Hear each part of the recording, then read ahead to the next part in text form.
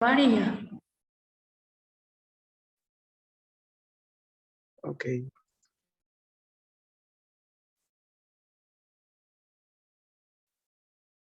Bueno, pues esta clase va a ser enfocada hacia las generales del ultrasonido. Yo soy Carlos Díaz, soy herrero de medicina familiar y pues vamos a empezar, pues más que nada iniciando con un poco de generalidades de la historia.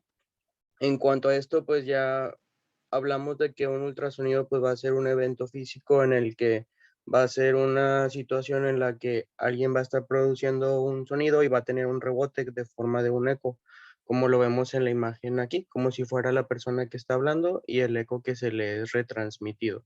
En 1793, Lázaro Spallanzani hizo una propuesta en la que decía que tenía que haber alguna forma en la que los murciélagos pudieran ayudarse a no chocar con los objetos, y él propuso que tenía que ver relacionado con los ecos al producir un sonido que ellos y el rebote que tenían con el objeto. Eso era como su propuesta, que estaba pues acertada, pero ya hasta hacia el año de 1880 los hermanos Curie fueron quienes implementaron el fenómeno de piezoelectricidad, y ya corroborando toda la información que se había dado antes. Este fenómeno es al experimentar con la utilización de cristales con campos eléctricos que producen ondas sonoras, con altas frecuencias que hacen que se emita cuando chocan con algo, rebotan, y es que se puede pues leer o tener pues sí, tener una lectura de lo que con lo que está chocando, una imagen. Tenemos que en cuanto a los fundamentos de la ecografía, pues tenemos que una frecuencia de sonido se va a medir en hertz, que son los ciclos por los segundos, y pues vamos a tener longitudes de onda que pueden ser lentas, que van a ser las ondas largas, o rápidas para ondas mucho más cortas. Y tenemos que un hertz a medir un ciclo en un segundo, un kilohertz va a medir 1000 ciclos en segundo, y un megahertz va a medir 1 millón de ciclos por un segundo. Para esto es de importancia porque el ultrasonido diagnóstico va a utilizar de 1 a 20 megahertz, a 20 millones de ciclos por segundo. Es una situación en la que realmente está fuera del campo auditivo humano, lo maneja como dentro del campo auditivo lo vamos a tener entre 20 y 20.000 megahertz, hertz. Y ya, pues entre otros animales, pues tienen otros campos y rangos de audición. Los fundamentos de esta técnica, pues es ya nada más la base que aparte, que es un base, bueno, perdón, la base es que parte del sonido, y es como los comentaba, pues una energía mecánica que viaja a través de los materiales y que al chocar va a producir una compresión y rarefacción, y eso es lo que regresa en forma de eco. Em, el, pues es más o menos lo de las ondas que les comentaba hace rato, y ya pues la imagen de cómo es el regreso. Las frecuencias que vamos a tener de utilidad, pues vamos a tener de alta frecuencia con megahertz mayores de 5, nos van a dar una penetración menores de 5 centímetros con una calidad alta de imagen, y nos va a servir para poder apreciar estructuras como vasos o músculos. Y de baja frecuencia en los megahertz, de 1 a 5, podemos tener una penetrancia mayor a 5 centímetros, pero va a ser una calidad un poco más baja, pero nos va a ayudar a ver estructuras más profundas como en tórax y en abdomen. En cuanto al ultrasonido, tenemos también una velocidad de propagación. En general, como los medios en los que se va a transmitir, pues va a depender de la densidad en cuanto a las ondas que se ejerzan, y ya dependiendo de la distancia y lo agrupadas que se hagan. Ya nada más en cuanto a la velocidad de la transmisión, pues podemos ver que el aire va a tener una velocidad de transmisión más pequeña de 330 milisegundos, y en general la transmisión que va a ser en las estructuras de tejidos blandos lo manejaban entre 1540. Más o menos esa es la velocidad en la que se van a propagar.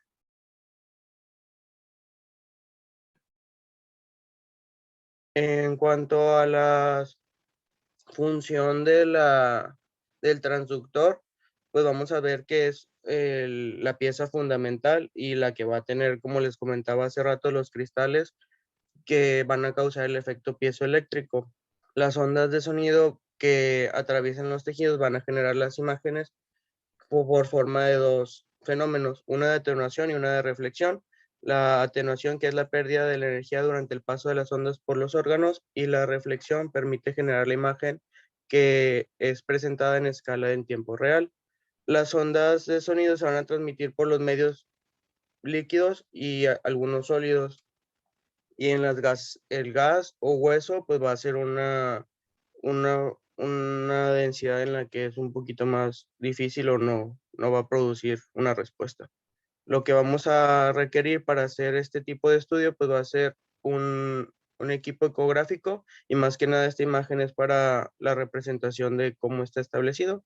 Vemos que va a tener el monitor, el transductor y ya nada más un panel de control y el teclado, que este es ahorita como lo vamos a describir, los diferentes tipos de transductores. Existen transductores de sonda lineal, de sonda sectorial y de sonda convexa. Dependiendo las situaciones es lo que podríamos utilizar. Por ejemplo, los de lineales van a ser más rectos y van a tener una alta frecuencia entre 5 y 13 megahertz. Y la utilidad por la que vamos a tenerlo, pues va a ser para ver vasos sanguíneos y pues principalmente descartar trombosis venosas profundas, o también una utilidad para músculo. La sonda sectorial pues va a ser un poco más pequeño, más delgado, y este va a tener una frecuencia entre 2 a 5 megahertz y va a ser más utilizado para estudios ecocardiográficos. Y ya una sonda convexa, pues como es más grande, permite un mayor amplio de superficie en el barrido, con una frecuencia que va a tener entre 2 a 5 megahertz y se va a emplear para estudios principalmente de cavidad abdominal. En cuanto a la imagen que podemos tener por medio de este ultrasonido, se va a describir como ecoico, anecoico cuando es completamente negro, que va a ser las situaciones como en líquido, y alejándose hacia el lado hiperecoico, que va a ser situaciones con las que va a chocar y va a producir una respuesta más fija, como el hueso. Y ya entre esto, pues vamos a encontrar el hipoecoico o el ecoico, hipoecoico refiriéndose a las grasas u órganos, y el ecoico también un poco entre órganos y músculos. Aquí pues estamos viendo una situación en la que es un,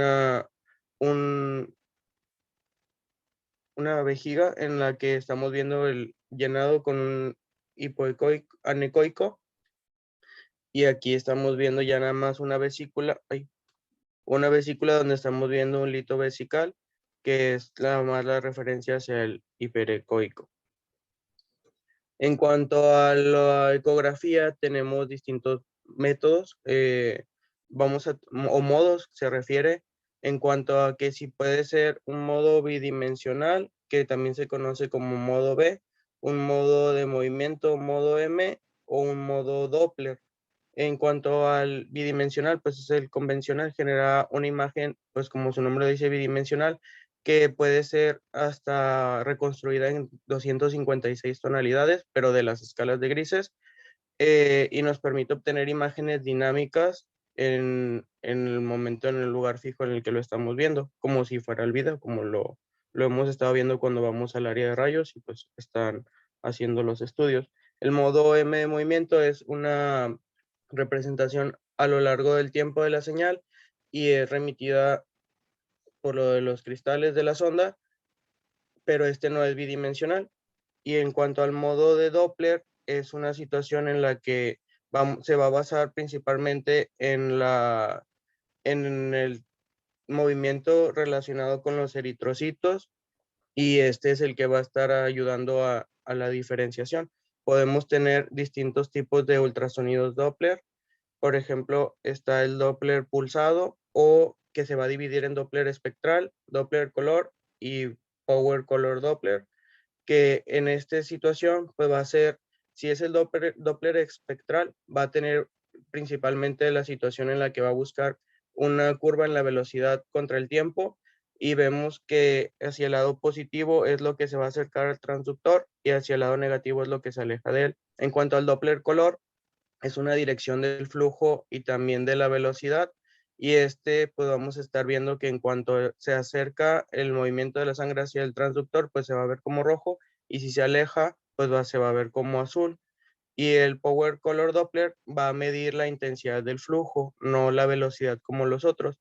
Y pues no va a diferenciar, solo va a ser mm, solo se va a ver el flujo, pero lo que ofrece a diferencia de los otros es que puedes verlo en cualquier tipo de ángulo. Refería que a 90 grados sí podías ver la intensidad del flujo en pero en un Doppler color no se apreciaba de forma tan adecuada. Y el Doppler continuo pues va a ser nada más la situación en la que se emite y se recibe al mismo tiempo la situación de el pulso y la velocidad, y en el Doppler pulsado tienes que oprimirlo y esperar el resultado que te está dando. En cuanto a las aplicaciones, pues principalmente para ver permeabilidad de vasos, el sentido del flujo de la sangre o la vascularización, o también situaciones como estenosis. Y ya terminando así a grandes rasgos con las generalidades de ultrasonidos, pues vamos a ver situaciones ya específicas enfocadas hacia padecimientos, patologías y estructuras del cuerpo. Por ejemplo, podemos aplicar los estudios de Doppler venosos o arteriales para ver principalmente situaciones, eh, por ejemplo, como insuficiencia venosa o trombosis, o vigilar injertos eh, de derivaciones o mapeos de situaciones para procedimientos prequirúrgicos de las venas. Principalmente, pues, una persona para quien vamos a pedir esto, para una insuficiencia venosa, va a ser un paciente que generalmente presenta afección en las extremidades y una pesantez, dolor, edema, principalmente durante la noche de los miembros inferiores. Generalmente este estudio encontré que duraba aproximadamente 1 hora y va a tener que ser desde toda la extremidad, llegando de la región inguinal hacia el tobillo. Y es 1 hora por pierna. Entonces, también tenemos situaciones como la trombosis venosa, en la que se puede aplicar y generalmente va a durar entre 20 a 30 minutos este estudio. Para esto, pues no vamos a requerir una preparación especial del paciente. Para el Doppler arterial, pues principalmente las situaciones para que lo vamos a pedir va a ser detección de estenosis o oclusión que se vea de forma significativa, ya sea porque el paciente tiene claudicación, dolor en reposo, presenta un tejido isquémico o tenemos una sospecha de embolización arterial y presenta ulceraciones también. Y pues principalmente va a ser para monitoreos en el sitio de intervenciones quirúrgicas, o podemos también evaluar aneurismas o fístulas arteriovenosas, igual también como mapeo en las situaciones de intervenciones prequirúrgicas. Mm, Otros tipos de ultrasonidos que vamos a tener, pues va a ser el ultrasonido tiroideo, que principalmente lo vamos a indicar en situaciones en las que se detecta alguna masa en cuello, o en las estructuras adyacentes, o el paciente presente situaciones como bocio, principalmente para buscar nódulos adicionales, si ya se ha detectado uno, si es visible o es palpable en un examen físico, o analizar las apariencias de ese mismo nódulo, que nos va a ayudar a mejorar la precisión diagnóstica. También ese mismo nódulo, si ya lo habíamos detectado, para ver cómo está la evolución y el crecimiento del mismo. En cuanto a tiroides, también tenemos que, pues se debe de buscar sus dimensiones, que va a ser aproximadamente 4 a 6 centímetros cráneo-caudal, 2 centímetros sagital y 2 centímetros transversal, y el istmo va a medir menos de 0.3 centímetros. Aproximadamente un volumen de tiroides para mujeres es de 18 cc y para hombres es de 25 cc. En cuanto a otras situaciones, pues podemos tener el ultrasonido mamario, que pues va a ser principalmente diagnosticar anomalías que se hayan detectado por un examen físico de la mama, y principalmente para pacientes que estén en edades menores de los 30 años, que estén lactando o que estén embarazadas, principalmente por el tejido fibroglandular, que no va a permitir que se pueda estudiar de forma correcta con una mastografía. También se puede utilizar para biopsias guiadas por ultrasonido o para las aspiraciones de los quistes, y realmente pues no hay una preparación para este estudio, como lo presentamos tampoco en el ultrasonido tiroideo. Aquí simplemente es una imagen del ultrasonido donde se aprecia la piel, el tejido graso y el tejido fibroglandular, y aquí abajo podemos ver el músculo pectoral. También tenemos situaciones en las que podemos hacer el ultrasonido abdominal o retroperitoneal, y las indicaciones para que lo estaríamos pidiendo pues es más que nada o dolores abdominales en flancos o espalda específicos de características de situaciones que nos evoquen a una patología en particular, ya sea que haya tenido, no sé, ictericia, o que detectes una masa o tenga signos clínicos específicos, que encuentres en esos laboratorios, alteraciones en los laboratorios, transaminases elevadas, hiperbilirrubinemia, que haya algún seguimiento de una patología ya establecida, no sé, como esteatosis hepática o búsqueda de metástasis o neoplasias. Y también puede ser como evaluaciones pre y post trasplantes, igual un trauma abdominal o búsqueda de líquido libre, o ya incluso patologías del tracto urinario. Para esta situación, pues no va a existir alguna contraindicación para este tipo de estudio. Y vamos a empezar a dividir los estudios que se pueden apreciar en cuanto a a todo el abdomen. Podemos tener un ultrasonido de hígado, de vías biliares, y comenzando con este, pues principalmente en hígado, pues para neoplasias malignas va a ser la indicación, metástasis que tenga hígado, abscesos incluso hepáticos, como decía, esteatosis o cirrosis, ya dependerá de las situaciones que nos evoque nuestro paciente. Para estas situaciones en abdomen, principalmente si hay indicaciones, lo genera como o tiempos de ayuno. Encontré que había distintas horas para, dependiendo de lo que el órgano que fueras a estudiar, pero pues principalmente lo que busca es que no haya, con este ayuno, lo que se busca es que no haya tanto gas intestinal, reducir la cantidad para que se puedan ver de forma correcta las estructuras. Y ya nada más lo que podemos apreciar en el ultrasonido de hígado, pues va a ser la evaluación de los lóbulos, ya sea el derecho, izquierdo, el caudado, sus divisiones, la vena cava inferior, la vena hepática, la porta, y ya pues aquí podemos ver en los ultrasonidos en estas ventanas una vesícula biliar, aquí está el lóbulo izquierdo y el lóbulo derecho, y aquí es la vena cava inferior, y aquí ya nada más el lóbulo caudado, igual junto de la vena cava inferior. También situaciones en las que podemos, pues en conjunto, tenemos a la vesícula biliar, principalmente con las características clínicas de una colecistitis, coledocolitiasis, y pues aquí lo que vamos a ver es principalmente que tengamos un colédoco menor a 7 milímetros, una vesícula que puede tener una longitud de 7 a 11 centímetros, un diámetro de 1.54 centímetros, y lo que buscamos también es grosor que sea menor a 3 milímetros. Un grosor mayor a 4 milímetros, pues ya nos va a estar hablando de que es una inflamación de esa pared. La capacidad que va a tener esta vesícula, que va a tener aparte una forma piriforme, va a ser de 30 a 35 cc. Y aquí en estas ventanas es como podemos apreciar principalmente pues cómo está la estructura de la vesícula, el conducto cístico, el conducto colédoco aquí, y el conducto hepático derecho hacia el lado de la vena porta. Para en cuanto al páncreas, pues principalmente también encontré que pues más o menos para este sí aumentaba el periodo de ayuno, lo refería que era como de 8 a 12 horas, igual para lo mismo, para poder tener una estructura, una visualización adecuada de las estructuras, y pues va a ser principalmente identificar la cabeza, el cuerpo y la cola. En cuanto a las dimensiones que va a tener principalmente, pues vamos a tener que la cabeza va a ser de 22 a 30 centímetros, el cuerpo de 18 a 30, y la cola entre más o menos 20 a 25 milímetros, perdón, dije centímetros. Entonces ya nada más vamos a tener también el conducto pancreático, que dependiendo el lugar en el que nos encontremos, por ejemplo en la cabeza, pues va a tener un diámetro de 3 milímetros. En el cuerpo va a ser de 2.1 milímetros, y en la cola va a ser de 1.6 milímetros. Y alteraciones en estas estructuras, pues ya es como nos da la pauta para hacer el diagnóstico de una inflamación o lesiones que se puedan presentar.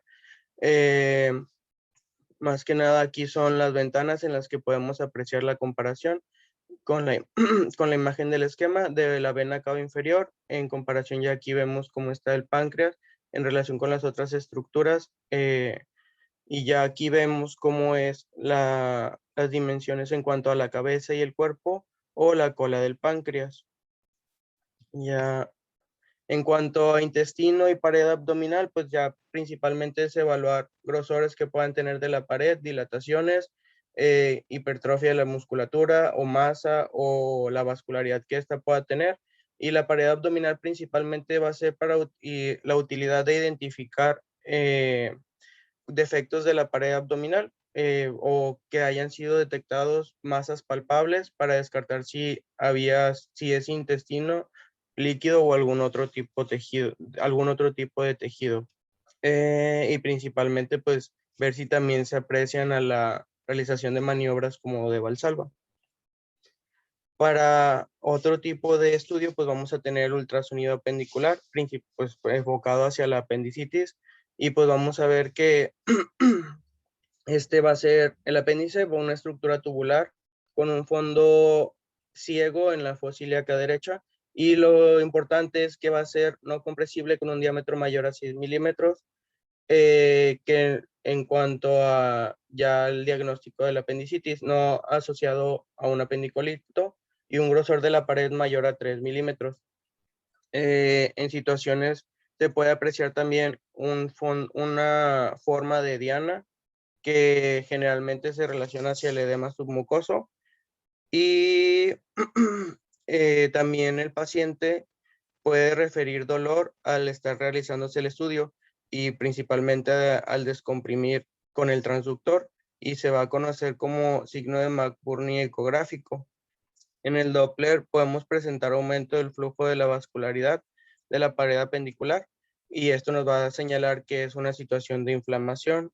Y ya en esta imagen podemos apreciar el apéndice en una situación hiperecoica de un apendicolito que está generando una sombra acústica. También pues podemos tener un ultrasonido renal que principalmente pues va a ser la indicación, pues detectar malformaciones renales, ya sea hipoplasias, displasias, agenesias del riñón, depende el antecedentes que tengan los pacientes también. Si es necesario en situaciones como malformaciones del pabellón auricular o anomalías congénitas del oído, también se debe solicitar este tipo de estudio para descartar las malformaciones. En situaciones como infecciones del tracto urinario de repetición, que se puede catalogar como más de 3 infecciones en un año o más de 2 en un periodo de 6 meses. O eh, en los estudios en los que se haya detectado hematuria, porque podemos sospechar de que hay una litiasis renal, o pacientes que hayan presentado también dolor y que tengan fiebre, podemos sospechar también de pielonefritis, o que haya también ya síntomas de tracto urinario de obstrucción o irritativos, o incluso un trauma renal, pues es cuando podemos solicitar estas situaciones. Eh, en cuanto a la preparación, pues simplemente lo que pide es igual, tipos de ayuno, generalmente 6 horas, y el pacientes que no tienen un control de esfínteres correctos, pues se solicita que tomen una hora antes líquidos para realizar el estudio. Aquí nada más es para apreciar en este tipo de ventana cómo está en la relación el riñón en cuanto a podemos apreciar la corteza, la cápsula y los polos inferiores y superiores y el seno renal. También podemos tener dentro del abdomen, pues ya hacia la parte más baja, un ultrasonido pélvico, y este lo podemos dividir en 3 tipos de ultrasonidos. Podemos tener el ultrasonido abdominal, que general es el transabdominal, solo va a ser por arriba del abdomen, el vaginal, o transvaginal, intravaginal, y el rectal o transrectal, que generalmente va a ser utilizado para hombres. Pues lo que vamos a buscar pues es dependiendo de las situaciones. En cuanto a mujeres, pues podemos ver nada más que se puede utilizar para identificar útero, cervix, ovario, trompas de falopio o la vejiga. Y la utilidad que vamos a tener para este ultrasonido pélvico en cuanto enfocado hacia las mujeres, pues es buscar una relación con clínica de ese dolor pélvico. Generalmente va a verse relacionado con sangrados anormales, eh, alteraciones de otros síntomas alteraciones con síntomas menstruales, por ejemplo, en situaciones de síndrome de ovario poliquístico, pacientes con incremento de peso y alteración de los ciclos menstruales, o que se quiera buscar pues esos mismos quistes o miomas uterinos, cáncer de ovario uterinos o localizaciones de un DIU que haya sido colocado. Aquí en estos tipos de ventana, pues estamos viendo que está ayudando a la vejiga para poder hacer un reforzamiento para apreciar de forma adecuada el útero. Con el endometrio se está viendo aquí el cuello uterino y la vagina. En el otro vemos ya un útero donde se aprecia el implante del DIU y aquí simplemente es el útero, pero se aprecia una masa que es relación con un mioma. En cuanto al grosor del útero, tenemos que es, dependiendo del endometrio, perdón, podemos relacionarlo entre que si es premenopáusica o posmenopáusica. Si es premenopáusica, generalmente va a ser de 14 a 16 milímetros, y si es una mujer posmenopáusica, va a ser de 4 milímetros. El de la premenopáusica, a veces el grosor va a variar dependiendo del ciclo menstrual, pero pues generalmente una posmenopáusica pues siempre va a tener que ser de 4 milímetros. Ya alteraciones en ese, pues nos puede evocar hacia otros diagnósticos. En cuanto a los síndromes de ovario poliquístico, encontré que generalmente debe ser encontrar arriba de 8 folículos que sean menos de 9 milímetros de diámetro en la periferia del ovario y que va a tener un volumen ovárico de mayor a 9 centímetros cúbicos. Y aquí también, pues realmente las situaciones en las que podemos pedir un ultrasonido pélvico para hombres, pues va a ser relacionado hacia buscar vejiga, vesículas seminales y próstata. También se puede utilizar para identificar litos o tumores de vejiga y otras afecciones. Si generalmente lo que pide recomendación, pues es, si va a ser un ultrasonido abdominal, transabdominal, pues vamos a tener una situación en la que el paciente va a tener una vejiga llena. Pero si va a ser transvaginal, pues ya aquí ya no es necesario que la paciente haya consumido líquidos previamente, porque no necesitamos de esa vejiga llena. Dentro del ultrasonido transvaginal, pues las indicaciones va a ser principalmente para examinar pues las mismas estructuras que había comentado, pero pues va a ser también una situación en la que podemos buscar anomalías congénitas de útero o de los anexos. También puede ser para diagnósticos de embarazos ectópicos o quistes de ovario, los miomas o enfermedad pélvica inflamatoria. También estas situaciones, por ejemplo, para los embarazos, el ultrasonido transvaginal nos va a dar una ventaja en cuanto al tiempo de evolución de ese embarazo. Por ejemplo, podemos encontrar un saco gestacional entre 5 y 6 semanas y un producto ya con actividad embrionaria entre 6 y 7 semanas. Incluso para situaciones en las que la gonadotropina crónica humana no es mayor a 1000 unidades, es que puede ser de utilidad este tipo de estudio.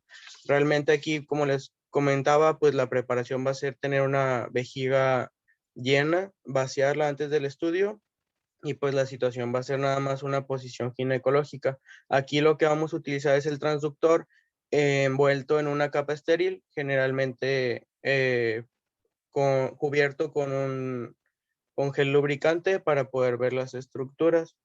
Y el ultrasonido ya aquí, ay, sí, ya es el de próstata, perdón. El ultrasonido podemos tener el ultrasonido transrectal de la próstata o el ultrasonido transabdominal de la próstata. Generalmente el transrectal lo vamos a utilizar para pacientes con una mala ventana suprapúbica que generalmente van a ser pacientes con demasiada obesidad o tejido adiposo que no nos van a permitir una correcta visualización. Aquí pues va a ser más engorroso para el paciente. Pues generalmente pues va a ser situaciones en las que hemos visto una alteración en los antígenos prostáticos. Generalmente podemos tener un promedio entre menor a 4 nanogramos por decilitro, y ya para pacientes con mayores de esto es que se puede sospechar de una alteración. En pacientes que hayamos detectado en la exploración prostática nódulos o alteraciones de la firmeza de la próstata, o determinar el tamaño de esta, o también que hemos detectado un crecimiento enorme, pues que el paciente también tenga alteraciones en el calibre de la orina, o que presente nicturia o goteo miccional terminal, o que también tenga urgencia miccional. Aquí para la situación de la preparación, pues vamos a, como es ya transrectal, pues se va a pedir al paciente que tenga un enema evacuante para poder realizar el estudio, y previo a esto, pues vamos a tener que hacer un tacto rectal. Ya aquí ya nada más lo que también había encontrado era que se pedía que no, el paciente no haya ingerido aspirina 7 a 10 días previos del procedimiento para que no haya alteraciones en la coagulación, si es que se llegan a realizar biopsias, que también es una utilidad que puede tener este. Aquí vemos que el ultrasonido transabdominal de próstata encontré que tenía una misma utilidad para detección de la hiperplasia prostática benigna, entonces no es tan necesario hacer el otro tipo de estudio para determinar los volúmenes de prostáticos, y con esto evitamos las molestias para el paciente. Aquí pues las situaciones que podemos encontrar: quistes, adenocarcinomas, prostatitis, incluso litiasis prostática. Para vamos a necesitar igual, pues como es transabdominal, que la vejiga esté llena, y se le pide al paciente que consuma aproximadamente 500 mililitros como mínimo de agua 1 hora previa al estudio. En cuanto a las situaciones con el signos de hiperplasia prostática, vemos que un aumento en el diámetro anteroposterior y craneocaudal de la próstata nos van a estar enfocando como signos precoces de la hiperplasia prostática benigna. Aquí también vemos que una próstata normal va a tener un volumen que se ve enfocado hacia menos de 20 centímetros cúbicos, y podemos dividir la hiperplasia prostática en grados, en 4 grados, dependiendo del diámetro anteroposterior o el volumen que tenga. En este caso, pues lo manejaremos como volúmenes. En grado 1 de 20 a 36 centímetros cúbicos, el grado 2 de 36 a 60, el grado 3 de 60 a 90, y el grado 4 mayor a 90 centímetros cúbicos. Aquí, en cuanto al ultrasonido testicular, pues podemos ver que generalmente la indicación pues va a ser evaluar trastornos que haya tenido el paciente. Puede ser que no hayan descendido esos testículos, que tenga molestia, que tenga fiebre, dolor, un traumatismo, dolor agudo, ya sea como si fuera alguna torsión o epididimitis o orquiepididimitis, que tenga un aumento de volumen, que se sienta como se refiere como la bolsita de gusanos, refiriéndose hacia el varicocele, o como les comentaba, el traumatismo. En estas situaciones, pues realmente tampoco se va a necesitar una preparación, y lo que podemos ver es que un testículo normal va a medir entre 4 a 5 centímetros de largo, 2 a 3 centímetros de ancho, y va a tener más o menos un volumen promedio de 15 a 30 centímetros cúbicos. Y el epidídimo pues va a tener unas dimensiones de 8 a 12 milímetros. Aquí en esta imagen pues nada más es para revisar que es un testículo y el epidídimo. Y en este es donde vamos a ver las otras patologías, algunas patologías. Por ejemplo, en esta imagen podemos ver un testículo que no descendió a bolsa escrotal, que está localizado en el canal inguinal. Aquí podemos ver un testículo con alteraciones internas anecoicas, que es característico de un seminoma, y acá podemos, hipoecoicas, perdón, y acá podemos ver una situación en la que es un ultrasonido escrotal, en la que se puede ver el tejido testicular, y en la periferia podemos ver cómo hay un aumento de volumen en relación anecoica hacia el testículo, y es característico de un hidrocele. Acá se puede ver principalmente el plexo pampiniforme en una situación de característica con un ultrasonido Doppler en la que estamos viendo un varicocele. Vamos a regresar acá. Aquí en esta diapositiva pues vamos a hablar del ultrasonido transfontanelar y principalmente vamos a ver que tiene una utilidad en pacientes que se va a buscar una patología cerebral, principalmente pacientes internados en unidad de cuidados intensivos neonatales. Y lo importante de esto es que no va a requerir una sedación y preparación previa. Aquí lo que estamos buscando es que el bebé, el producto, tenga una fontanela abierta. Y entonces tenemos que saber que la fontanela posterior aproximadamente va a cerrar entre 1 a 2 meses de vida y la utilidad que va a tener pues va a ser para fosa posterior y atrios de los ventrículos laterales. Y la fontanela anterior pues va a tener un cierre aproximado entre 9 a 18 meses. Y esta es la más utilizada porque pues va a tener un mayor tamaño. Entonces, cuando veamos situaciones, por ejemplo, que tengamos un producto que haya nacido prematuro de menos de 32 semanas de gestación, principalmente es lo que encontré que era cuando se tenía que pedir de cajón, o que tenga menos de 1.500 gramos de peso al nacimiento, que el producto haya tenido una encefalopatía hipóxico-isquémica, o que sea un neonato que esté convulsionando, que tenga macrocefalia, que es con relación a la hidrocefalia, o que podemos buscar malformaciones vasculares congénitas, ya sea en situaciones que también podamos encontrar infecciones con microcefalia o hipotonía en relación al TORCH, o traumatismos cráneoencefálicos, pues es cuando podemos pedir este tipo de estudio. Y como les comentaba, pues ya, pues para mandarlo, revisar que sí estén las fontanelas presentes en este bebé, que no se hayan cerrado las suturas, que esté en tiempo todavía. Aquí simplemente es en la ventana en la que podemos ver una situación con un diagnóstico de hidrocefalia, en la que podemos ver aquí en el acueducto de Silvio que se encuentra estenosado y una dilatación del tercer ventrículo, pero apreciándose un ventrículo normal. Entonces aquí es donde estamos viendo el crecimiento de los ventrículos, del tercer ventrículo.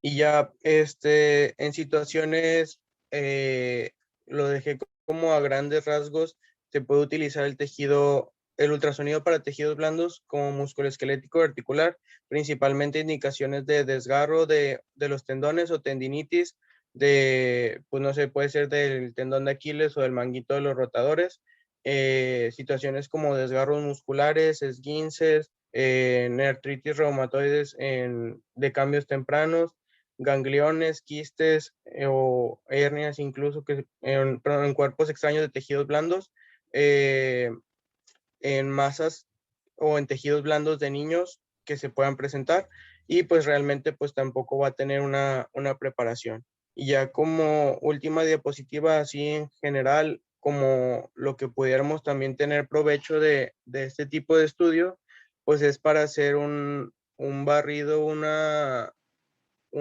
localización de, de líquido libre que se va a relacionar con, no sé, derrames o sangrados intraabdominales o derrames pleurales. Y este estudio pues va a ser el FAST, el Focus Abdominal Sonography of Trauma.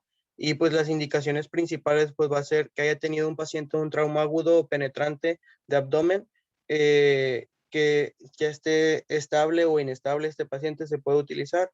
Pues principalmente es politraumatizados o situaciones, no sé, por arma blanca o armas de fuego, y que haya presentado pues el paciente principalmente eso. Y pues como les comentaba, la indicación es encontrar el líquido que normalmente no se va a encontrar ahí, y lo vamos a dividir en 4 situaciones en la que vamos a buscar en epigastrio, en hipocondrio izquierdo y derecho y en la pelvis.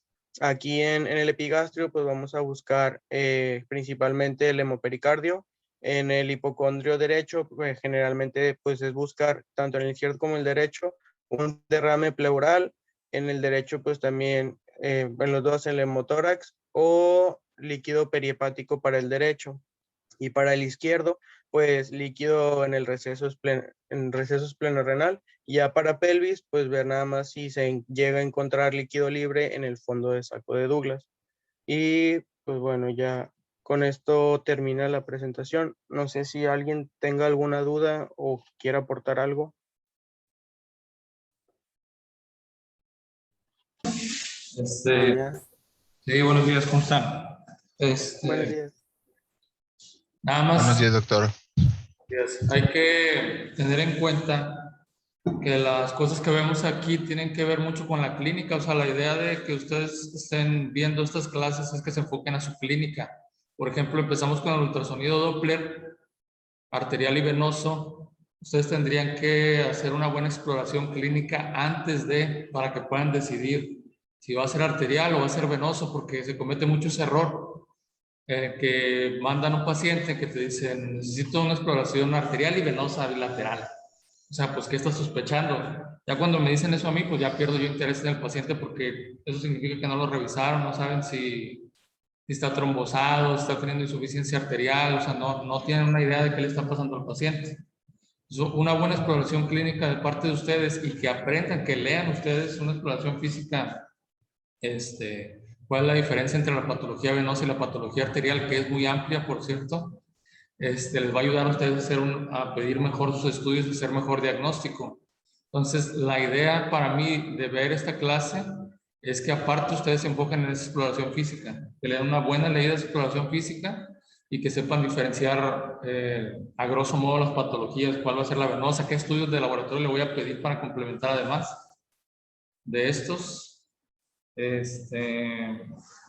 Entonces ahí les encargo, porfis, que lean esa exploración física que aplica para todo tipo de arterias y venas del cuerpo en general.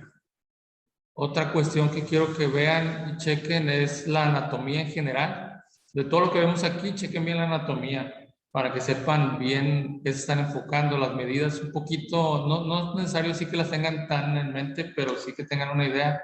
Si está, no sé, por ejemplo, la vesícula biliar, el apéndice, qué esperar ustedes de un reporte de ultrasonido, cómo van a saber ustedes si sí está bien o está mal, qué te están poniendo, qué efectividad, por ejemplo, tiene un ultrasonido de apéndice, que vamos a checar, es que no definimos muy bien, ¿verdad? Porque la localización del apéndice pues puede ser de diferentes formas. Pero bueno, eso vamos a intentar meterlo en otra clase para que sea un poquito más específico. También me fijé por ahí que pusiste ultrasonido de abdomen, le metiste como exploración intestinal. Y en realidad hay que hacer una aclaración ahí, el ultrasonido intestinal en los adultos no existe. O sea, puede suceder en los pediátricos, si checamos ahí cuestiones abdominales de intestino, pero en los adultos no funciona así. Es tan amplio el intestino que no vamos a poder revisar parte por parte y decir si hay alguna lesión, algún problema intestinal como tal en un adulto. En los niños sí, insisto, porque es como más pequeño, más sencillo y sí nos da mucha información, pero en los adultos como tal no existe. Y como que se confundió un poquito ahí tu explicación entre lo pélvico y lo transcavitario, porque existe, o sea, al llamar ultrasonido pélvico nos estamos refiriendo a la forma en la que lo estamos explorando, o sea, por la cavidad pélvica, acá por arriba. No que vamos, o sea, no que estamos viendo, sí estamos viendo la pelvis, pues, pero nos referimos pélvico a todo lo que es transabdominal y intracavitario, o sea, intravaginal o intrarrectal, cuando es con el intracavitario, pues. No sé si me entienden la diferencia, porque como que no hizo ahí mucha diferencia. Y el ultrasonido pélvico prostático prácticamente nos sirve para ver hiperplasia, no para ver lesiones o definir tumoraciones, etcétera, ni nódulos. Para eso necesitamos el transcavitario, ultrarrectal o complementarlo con resonancia magnética. O sea, supongamos que tenemos un paciente con elevación de las enzimas prostáticas. No le vamos a pedir un ultrasonido transabdominal porque no nos va a dar la información necesaria. Necesitamos pedirle ya un transrectal o mandarlo a hacer una resonancia magnética para definir si hay algún problema o no. El pélvico se deja prácticamente para las personas que estamos sospechando de una hiperplasia prostática nada más. Nunca esperen que ahí les vayan a dar más información o que les vayan a poner que hay una tumoración o algo en un pélvico, porque prácticamente no podemos definir la próstata como tal, o sea, no la estamos caracterizando bien, sus partes, todo. Y ahí siempre les digo que tengan en cuenta la anatomía de la próstata, dónde se hace la hiperplasia prostática y dónde es más común las tumoraciones, para que también tengan una idea de cómo funciona y cuál es la clínica. Y también hay que tener en mente la clínica de lo que pasa ahí, para ver qué le vamos a pedir. No es necesario como tal estarle pidiendo ultrasonido de próstata cada año, como muchas veces lo hacen aquí, sino el seguimiento, pero a lo mejor sí, a menos de que tenga ya, sepamos que tenga hiperplasia prostática y estemos midiendo, etcétera. Pero si es nada más por chequeo general, no es necesario. Hay que hacerle nada más sus enzimas prostáticas y ya. Entonces, para próximas y futuras clases, enfóquese mucho en la clínica. Todo lo que veamos aquí, quiero que vean mucha clínica, que le pongan mucha clínica. O sea, que lo que van a hacer ustedes en el consultorio me lo pongan aquí en la clase junto con lo que esperan ver ustedes en un ultrasonido. O sea, lo que ustedes esperan aprender del ultrasonido. Por ejemplo, vamos a ver la próxima clase lo del ultrasonido obstétrico. Hay que checar toda la exploración del IOPOL, todos los laboratorios que ocupa una embarazada, el seguimiento que ustedes le van a dar, cómo lo vamos a complementar con el ultrasonido.